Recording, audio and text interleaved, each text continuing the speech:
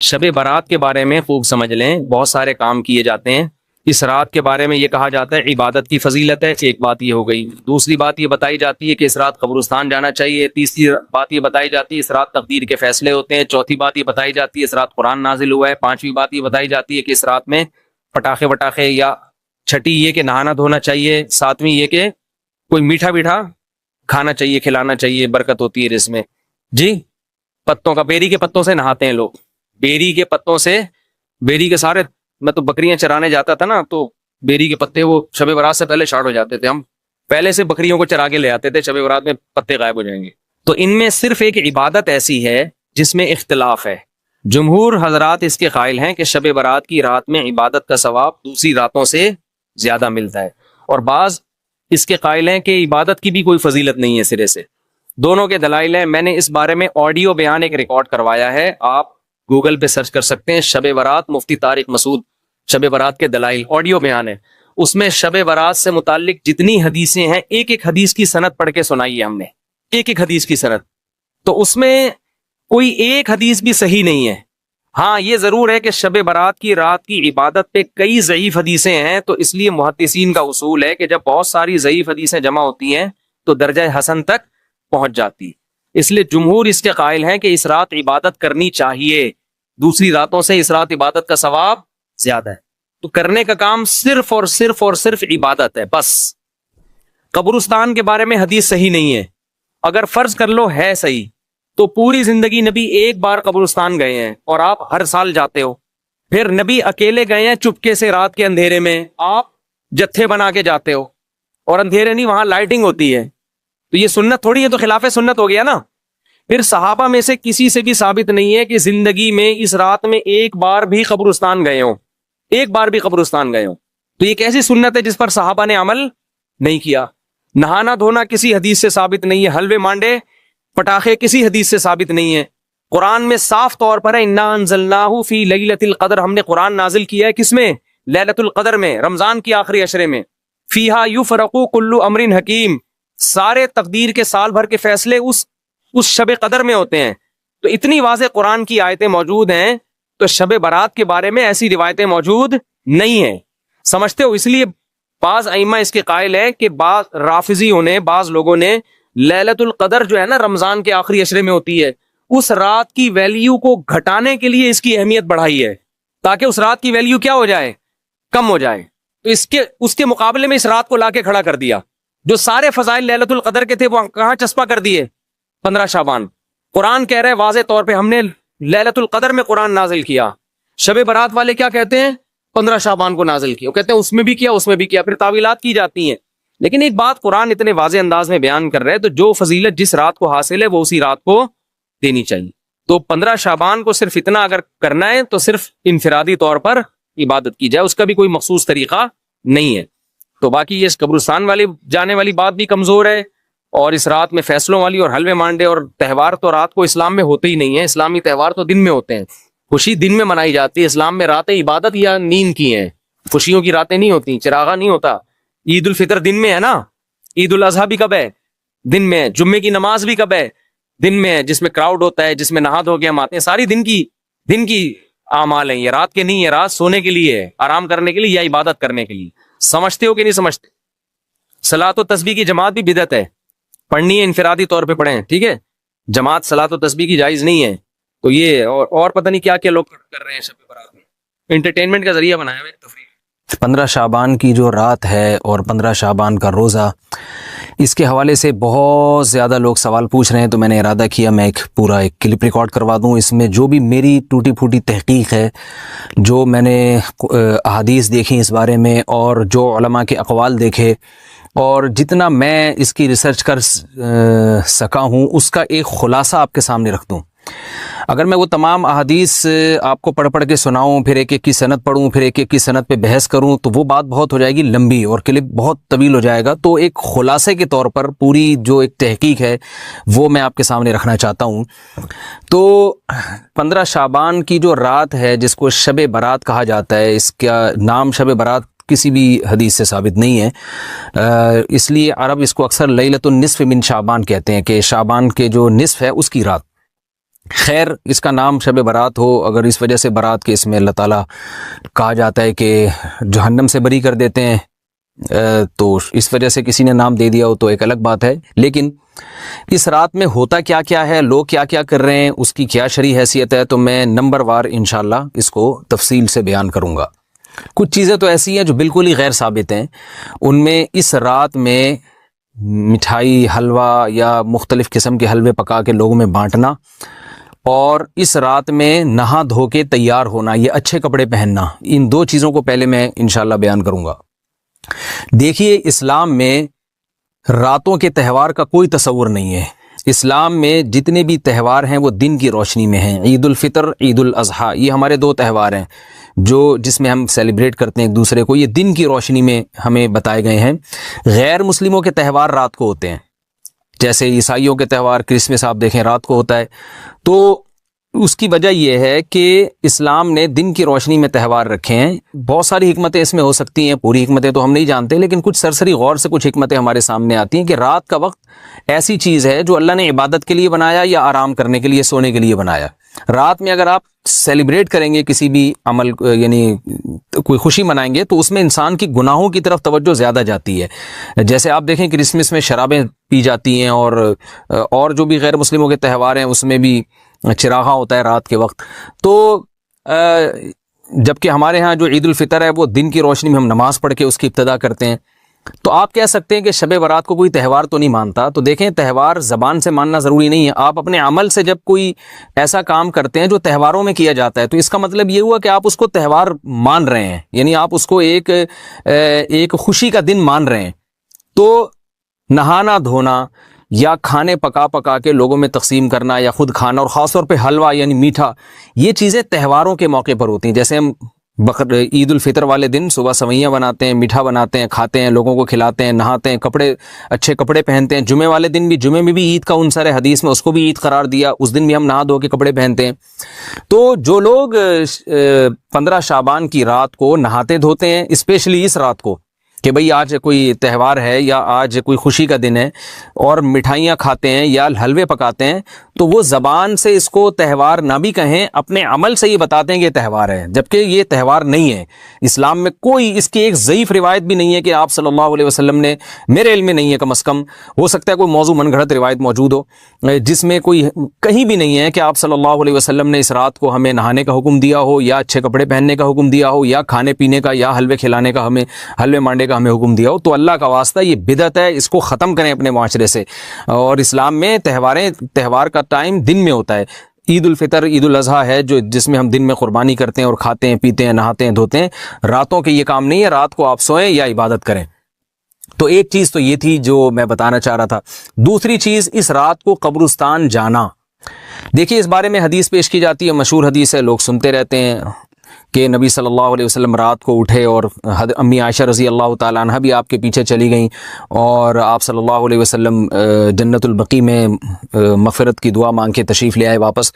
تو یہ حدیث انتہائی درجے کی ضعیف حدیث ہے، اور ایک تو ضعیف حدیث ہے، دوسری بات یہ کہ اگر ہم تھوڑی دیر کے لیے فرض کر لیں یہ صحیح حدیث ہے، اور ہم کہتے ہیں کہ بھئی نبی صلی اللہ علیہ وسلم نے یہ عمل کیا ہے، تو صحابہ میں سے کسی سے ضعیف حدیث سے بھی ثابت نہیں ہے کہ کوئی اس رات قبرستان گئے ہوں۔ حضرت ابو بکر کے بارے میں کوئی روایت نہیں ملتی کہ اس رات قبرستان گئے ہوں، حضرت عمر کے بارے میں کوئی روایت نہیں ملتی، یہ کسی ایک صحابی کے بارے میں نہیں۔ تو آپ مجھے بتائیں کہ یہ کیسی سنت ہے کہ جو صحابہ کی سمجھ میں نہیں آئی اور ہماری سمجھ میں آ گئی ہے؟ تو مشرکین مکہ یہ کہا کرتے تھے، لو کان خیرن ما سبقونا الیہ، قرآن مجید کی آیت ہے کہ اگر یہ اسلام میں کوئی خیر ہوتی تو یہ صحابہ ہم سے پہل نہ کرتے، یہ صحابہ نے ہم سے پہل کیا ہے، اس کا مطلب ہے یہ اسلام خیر کا کام نہیں ہے۔ تو مشرکین کو صحابہ سے چونکہ نفرت تھی، اس لیے کہتے تھے کہ یہ چونکہ اسلام کو فالو کر رہے ہیں تو یہ اس کی علامت ہے کہ اسلام خیر نہیں ہے، کیونکہ خیر میں تو ہم صحابہ سے آگے ہوتے ہیں، اپنے بارے میں ان کا یہ اس خوش فہمی میں مبتلا تھے وہ۔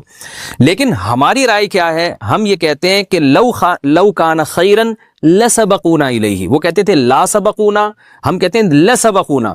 کہ اگر کوئی بھی خیر کا کام ہے تو صحابہ ہم سے ضرور اس میں پہل کریں گے. یہ ہو نہیں سکتا کہ خیر کا کام وہ ہم کریں اور صحابہ نے نہ کیا ہو. تو اسی طرح میں یہ عرض کرتا ہوں کہ دیکھیں اگر قبرستان جانا اس رات میں سنت عمل ہوتا تو صحابہ یقیناً جایا کرتے. کوئی ایک صحابی تو گیا ہو. یہ کیسی بات ہے جو صحابہ کی سمجھ میں نہیں آئی اور ہماری سمجھ میں آ رہی ہے اور ہم قبرستان جا رہے ہیں اس رات کو.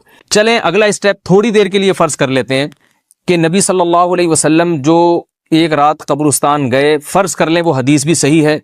یہ بھی فرض کر لیں کہ صحابہ اگرچہ نہیں گئے مگر ہم صحابہ سے بھی زیادہ آگے نکلنے کی کوشش کرتے ہیں اور صحابہ کو سمجھ میں نہیں آیا، ہمیں سمجھ میں آ گیا. تو چلیں فرض کر لیں تھوڑی دیر کے لیے کہ اس رات کو جانا ہم سنت مان لیتے ہیں، آپ کے دلائل ہم مان لیتے ہیں اور صحابہ کی سمجھ میں نہیں آئے لیکن ہماری سمجھ میں زیادہ آ رہا ہے. ہم فرض کر لیتے ہیں، مان لیتے ہیں کہ اس رات قبرستان جانا سنت ہے. تو آپ مجھے بتائیں نبی نے جو عمل جس طرح سے کیا ہو اس طرح سے سنت ہوگا یا آپ اپنی طرف سے جس کو ہم پشتوں میں کہتے ہیں اخپل طریقے سے کرنا سنت ہے؟ نبی نے فجر کی 2 رکعتیں پڑھی ہیں اور ہر رکعت میں 2 سجدے کیے ہیں. آپ اگر فجر کی 3 رکعتیں پڑھیں گے تو کیا نماز ہو جائے گی آپ کی؟ اب آپ دلیل میں یہ کہیں کہ نبی نے فجر کی نماز پڑھی ہے تو مجھ پر بھی لازم ہے. تو بھائی نبی نے پڑھی ہے تو جیسے نبی کے پڑھنے سے آپ پر پڑھنا لازم ہو گیا تو جس طرح سے پڑھی ہے اسی طرح پڑھنا لازم ہوگا، اخپل طریقے سے پڑھنا لازم نہیں ہوگا. تو اسی طرح یاد رکھیں، فرض کر لیں کہ نبی قبرستان گئے ہیں اور یہ قبرستان جانا سنت ہے تو نبی کس طرح گئے ہیں اور کتنی دفعہ گئے ہیں؟ نبی رات کو چپکے سے اٹھ کے گئے ہیں، کوئی کسی کو آپ نے جمع نہیں کیا، کسی کو بتایا تک نہیں، جو اس حدیث سے پتہ چل رہا ہے ہمیں، اگرچہ یہ ضعیف حدیث ہے لیکن فرض کر لیں یہ صحیح ہے. تو کہیں پتہ بھی نہیں چل رہا، چپکے سے قبرستان گئے اور چپکے سے واپس آئے اور پوری زندگی میں ایک دفعہ گئے. جبکہ ہمارے ہاں ہر سال قبرستان میں لوگ جا رہے ہیں، جب بھی شب برات آتی ہے لوگ قبرستان جاتے ہیں ہر سال. نبی ایک دفعہ گئے اور آپ ہر سال جا رہے ہیں. نمبر 2، جاتے جتھوں کی شکل میں، نبی تو چپکے سے گئے ہیں. تو آپ رات کو 2-2:30 بجے ذرا چپکے سے اٹھیں اور تنہائی میں جب قبرستان میں وحشت ہو اور اندھیرا ہو اور وہاں قبرستان جائیں، اتنا دم ہے آپ میں، تو ہم کہیں گے بھئی آپ نے نبی کی سنت کو زندہ کیا ہے. لیکن آپ تو جتھوں کی شکل میں جا رہے ہیں، نہا دھو کے جا رہے ہیں، خوشبو لگا کے جا رہے ہیں، تیار ہو کے جا رہے ہیں، اور جو کچھ وہاں خرافات ہو رہی ہیں قبرستان میں وہ تو ساری دنیا کو معلوم ہے. میلے ٹھیلے لگے ہوئے ہیں وہاں پہ، گولے گنڈے بک رہے ہیں، برگر بک رہے ہیں، گول گپے بک رہے ہیں وہاں پہ، اور پھول الگ بک رہے ہیں، ہار پھول قبروں پہ چڑھانے کے لیے. کیا بدماشی ہے یہ! کیا منہ دکھائیں گے رسول اللہ صلی اللہ علیہ وسلم کو قیامت کے دن؟ آپ کے سامنے کیا وہ حدیث نہیں ہے کہ نبی صلی اللہ علیہ وسلم نے فرمایا کہ روایت میں آتا ہے کہ کچھ لوگ قرب میدان حشر میں آئیں گے تو ان کے چہرے ایسے ہوں گے جیسے میری امت کے چہرے ہوتے ہیں، میری امت کی شکل ہوتی ہے. حدیث کا مفہوم میں بیان کر رہا ہوں.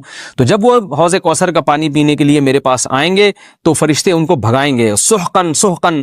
تو آپ صلی اللہ علیہ وسلم پوچھیں گے یہ تو میری امت ہے، آپ تو فرشتے کیا کہیں گے کہ یہ آپ کی وہ امت ہے جنہوں نے آپ کے دنیا سے جانے کے بعد دین میں ایسی چیزیں ایجاد کر لی تھی جن کا آپ نے حکم نہیں دیا. تو آپ کیا فرمائیں گے؟ سحقن سحقن، دور کرو ان سے. تو ایسا نہ ہو کہ ہم قیامت کے دن رسول اللہ صلی اللہ علیہ وسلم کی شفاعت سے محروم ہو جائیں. تو اللہ کا واسطہ قبرستان مت جائیں اس رات، گھر میں بیٹھیں آرام سے، یہیں بیٹھ کے میت کے لیے مغفرت کی دعا کریں. اور اگر آپ سمجھتے نہیں یہ حدیث بالکل صحیح ہے اور جانا لازمی ہے تو پھر تنہائی میں جائیں، ایسے قبرستان کا انتخاب کریں جہاں آپ کے علاوہ کوئی بھی نہ ہو، اور پھر چپکے سے جائیں اور پتلی گلی سے واپس آ جائیں آپ. اگرچہ ہم تو اس کو بھی نہیں مانتے لیکن اگر کرنا ہے تو پھر اس طریقے سے عمل کریں اگر آپ حدیث کو فالو کرنا چاہتے ہیں آپ اپنے خیال کے مطابق. تو یہ 2 باتیں ہو گئی. ایک تیسری چیز کیا ہے؟ کیا قرآن اس رات میں نازل ہوا ہے اور تقدیر کے فیصلے اس رات میں ہوتے ہیں؟ دیکھیے قرآن میں 2 جگہ اللہ نے اس مضمون کو بہت وضاحت سے بیان کیا. ایک سورہ دخان میں انا انزلناہ فی لیلۃ مبارکہ کہ ہم نے اس کو مبارک رات میں نازل کیا، اور اللہ نے فرمایا فیہا یفرق کل امر حکیم، اس میں حکمت والے فیصلے ہوتے ہیں اس رات میں. دوسری جگہ 30ویں پارے میں سورہ قدر میں اللہ نے فرمایا انا انزلناہ فی لیلۃ القدر، ہم نے اس قرآن کو لیلۃ القدر میں نازل کیا. اور اس میں بھی اللہ نے فرمایا تنزل الملائکۃ فیہا کہ فرشتے اس رات میں اترتے ہیں باذن ربہم من کل امر، تمام قسم کے معاملات لے کے. تو یہاں بھی اللہ بتا رہے ہیں کہ جو 1 سال کے فیصلے جس رات میں ہوتے ہیں اور فرشتوں کے حوالے کیے جاتے ہیں وہ رات اور قرآن کے نازل ہونے والی رات ایک ہی ہے، یہ الگ الگ راتیں نہیں ہیں. اور سورہ قدر میں اللہ نے فرما دیا واضح لفظوں میں کہ وہ لیلۃ القدر کی رات ہے. تو اتنی وضاحت کے بعد پھر یہ کہنا کہ اس رات میں قرآن نازل ہوا تھا جبکہ اس کے بارے میں کوئی صحیح حدیث موجود بھی نہیں ہے، ضعیف یا موضوع روایتیں ہیں، تو یہ بالکل قرآن پر میں سمجھتا ہوں کہ یہ ٹھیک نہیں ہے، بالکل دلیل کے لحاظ سے یہ کمزور بات ہے. اگرچہ بعض علماء اس طرف گئے ہیں اور انہوں نے تعویل کی ہے، انہوں نے یہ تعویل کی ہے کہ قرآن جو ہے آسمان دنیا پہ آیا لیلۃ القدر میں، اور وہاں سے جو نیچے نزول شروع ہوا ہے وہ شب برات میں ہوا ہے، لیکن یہ تعویل عقل سے بعید ہے اور اس تعویل کی ہمیں ضرورت بھی نہیں ہے۔ دو صحیح حدیثیں ٹکرا رہی ہوں یا قرآن کی آیت کسی ایسی متواتر حدیث سے ٹکرا رہی ہو تو پھر تو وہاں ہمیں تطبیق دینے کی ضرورت پیش آتی ہے، جب قرآن کے مقابلے میں کوئی حدیث ہی نہیں ہے، صحیح حدیث بھی نہیں ہے۔ حالانکہ قرآن کے مقابلے میں تو فقہا کہتے ہیں کہ اگر صحیح حدیث بھی ہو، متواتر نہ ہو، صحیح حدیث بھی ہو تو وہ بھی ظنی ہوتی ہے، تو اس حدیث کو رد کیا جائے گا، قرآن میں تعویل نہیں کی جائے گی۔ لیکن یہاں تو صحیح حدیث بھی نہیں ہے، یہاں تو ایک ضعیف روایت ہے اور ضعیف اقوال ہیں، آپ اس کو کیسے قرآن کے مقابلے میں لا سکتے ہیں؟ تو جو بالکل بے غبار بات ہے وہ یہی ہے کہ اللہ تعالیٰ نے قرآن مجید کو لیلۃ القدر میں نازل کیا، جو رمضان کے آخری عشرے میں ہوتی ہے، اور اسی لیلۃ القدر میں فیصلے بھی ہوتے ہیں، اور بعض لوگ کہتے ہیں اس میں حرج کیا ہے کہ ہم 15 شعبان کو بھی فرض کر لیں، اس میں قرآن نازل ہوا اور لیلۃ القدر میں بھی، بھائی اس سے لیلۃ القدر کی ویلیو کم ہوتی ہے۔ اللہ تو لیلۃ القدر کی ویلیو بڑھا رہے ہیں کہ یہ ایسی رات ہے جس میں ایک سال کے فیصلے بھی کر دیے جاتے ہیں اور اس میں قرآن مجید کا نزول بھی شروع ہوا، تو جس رات کو اللہ نے جو پروٹوکول دیا ہے وہی پروٹوکول اس کو دینا چاہیے، آپ اس کو کسی اور رات کو نہ دیں وہ پروٹوکول۔ تو یہ تیسرا مسئلہ ہوا۔ پہلا مسئلہ حلوے مانڈے کا اور نہانے دھونے کا، وہ بھی غلط ہے۔ دوسرا مسئلہ قبرستان جانے کا، وہ بھی ٹھیک نہیں ہے۔ تیسرا مسئلہ کہ اس رات میں قرآن نازل ہوا اور فیصلے ہوتے ہیں، یہ تیسری بات بھی غلط ہے، نہ تو اس رات میں قرآن نازل ہوا اور نہ اس رات میں فیصلے ہوتے ہیں۔ چوتھی چیز کہ کیا اس رات کی میں عبادت کی کوئی فضیلت ہے سرے سے یا نہیں ہے، یہ ایک علمی مسئلہ ہے۔ تو اس بارے میں خوب اچھی طرح سمجھ لیں کہ اس بارے میں جتنی بھی احادیث ہیں جو اس رات کی فضیلت کے بارے میں ہے کہ بنو کلب کی بکریوں کے برابر مغفرت ہوتی ہے اور بکریوں کے بالوں کے برابر، اور یا جو بھی اس بارے میں روایات ہیں کہ سب کی بخشش ہو جاتی ہے سوائے اس شخص کے جو کسی کے دل میں کینہ رکھتا ہے، تو یہ جتنی اس رات کی فضیلت میں احادیث ہیں، تو ایک بات تو خوب اچھی طرح سمجھ لیں، اس پر تمام محدثین کا، جہاں تک میں نے دیکھا ہے، تمام محدثین کا اتفاق ہے کہ اس کی فضیلت میں صحیح حدیث ایک بھی نہیں ہے، اس رات کی فضیلت میں ایک بھی صحیح حدیث موجود نہیں ہے۔ لیکن ضعیف روایتیں اتنی کثرت سے ہیں کہ ایک الگ محدثین کا اصول ہے کہ جب ضعیف روایتیں کی سندیں زیادہ ہو جائیں تو وہ حسن بن جاتی ہے، یعنی قابل قبول ہو جاتی ہے وہ، کیونکہ بہت ساری کمزور چیزیں مل کے اس میں کچھ قوت پیدا کر دیتی ہیں۔ تو اب جن علماء نے احادیث کے ضعف کی طرف دیکھا کہ ایک بھی صحیح روایت نہیں ہے، انہوں نے اس رات کا بالکلیہ انکار کر دیا کہ اس رات کی سرے سے کوئی فضیلت نہیں ہے۔ لیکن جن علماء نے اصول حدیث کی طرف دیکھا اور فقہ کے ایک اصول کی طرف دیکھا کہ کثرت روایات درجہ حسن تک پہنچ جاتی ہیں، ضعیف روایات، تو انہوں نے کہا کہ بالکل اس رات کی فضیلت کا انکار ہی سرے سے کر دینا یہ غلط ہے۔ تو جمہور اس طرف گئے ہیں کہ اس رات کی فضیلت کا بالکلیہ انکار کر دینا یا اس کی عبادت کی فضیلت کا بالکلیہ انکار کر دینا یہ ٹھیک نہیں ہے۔ لیکن کچھ علماء، وہ بھی بڑے محقق علماء ہیں، وہ اس طرف گئے ہیں کہ اس رات کی سرے سے کوئی فضیلت اسلام میں ہے ہی نہیں۔ اب میں دونوں طرف کے علماء کا کچھ تھوڑا سا تجزیہ پیش کرتا ہوں۔ تو جو علماء یہ کہتے ہیں کہ اس رات کی فضیلت ہے اور فضیلت میں کثرت سے روایات ہیں اور اس میں بڑے بڑے علماء داخل ہیں، امام شافعی رحمہ اللہ تعالی جیسے مجتہد بھی ہیں جو اس رات کی فضیلت کے قائل ہیں۔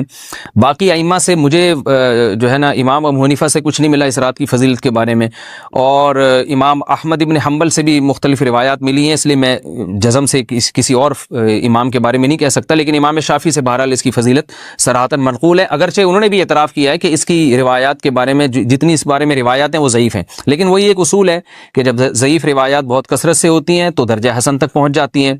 تو اس اصول کے تحت جمہور اس کے قائل ہیں کہ اس رات میں عبادت اگر ہم کرتے ہیں تو دوسری راتوں کی نسبت ہمیں ثواب زیادہ ملتا ہے۔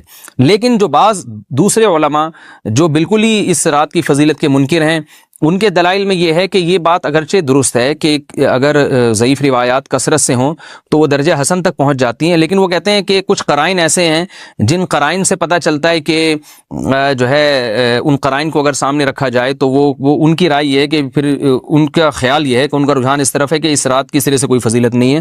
ان قرائن میں ایک چیز یہ بھی ہے کہ اس کے بارے میں جو روایات ہیں ان میں بہت زیادہ ثواب کی بشارت سنائی گئی ہے۔ تو بعض محدثین کا یہ اصول ہے کہ کسی رات کے بارے میں یا کسی خاص عمل کے بارے میں بہت زیادہ کہیں غلو ہوتا ہے یا مبالغہ ہوتا ہے، غلو تو نہیں کہہ سکتے، تو یہ خود ایک اس طرف اشارہ ہوتا ہے کہ یہ ایک ضعف ہے، اگرچہ یہ کوئی اتنی مضبوط بات نہیں ہے، لیکن بہرحال جو علماء اس کی فضیلت کے بالکل منکر ہیں ان کی ایک دلیل میں آپ کے سامنے پیش کر رہا ہوں۔ دوسری بات یہ ہے کہ جو علماء اس کی فضیلت کے بالکل بھی قائل نہیں ہیں، ان کی ایک بڑی دلیل یہ بھی ہے، جن میں ہمارے شیخ حضرت مفتی رشید احمد صاحب رحمہ اللہ تعالیٰ بھی تھے، اگرچہ انہوں نے اس بارے میں کوئی صراحتاً فتویٰ نہیں دیا، لیکن وہ یہ اشکال ظاہر کیا کرتے تھے کہ شریعت میں جب بھی کسی وقت کی یا کسی خاص رات کی کوئی فضیلت آتی ہے تو اللہ تعالیٰ اس کو جو ہے وہ اس کا صحیح ٹائم نہیں بتاتے، بلکہ اس میں اختلاف ڈال دیتے ہیں۔ اس کی مثال ایسے جیسے جمعے کے دن حدیث میں آتا ہے کہ ایک وقت جمعے میں ایسا آتا ہے جس میں دعا لازمی قبول ہوتی ہے، اب ظاہر ہے وہ بڑا فضیلت کا وقت ہے، تو وہ وقت ہمیں متعین طور پہ بتایا نہیں گیا ہے، اس لیے علماء کا اس میں اختلاف ہوا، بعض نے کہا عصر کے بعد، بعض نے کہا کہ 2 خطبوں کے درمیان۔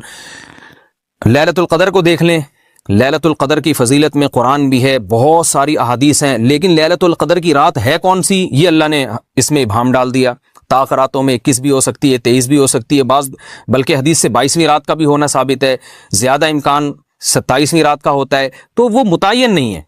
تو جو علماء کہتے ہیں اس کی سرے سے کوئی فضیلت ہی نہیں ہے، ان کا رجحان وہ ان کی ایک یوں سمجھیں کہ دلیل تو نہیں لیکن ایک استئناس کہتے ہیں اس کو، کہ اس سے ان کے اس نظریے کو تقویت ملتی ہے کہ اگر یہ اس کی اتنی زیادہ فضیلت ہے تو اس کی تعیین میں اختلاف بالکل بھی نہیں ہے، تو یہ وہ کہتے ہیں کہ یہ مزاج شریعت کے خلاف ہے۔ اور تعیین میں اختلاف ہوتا کیوں ہے؟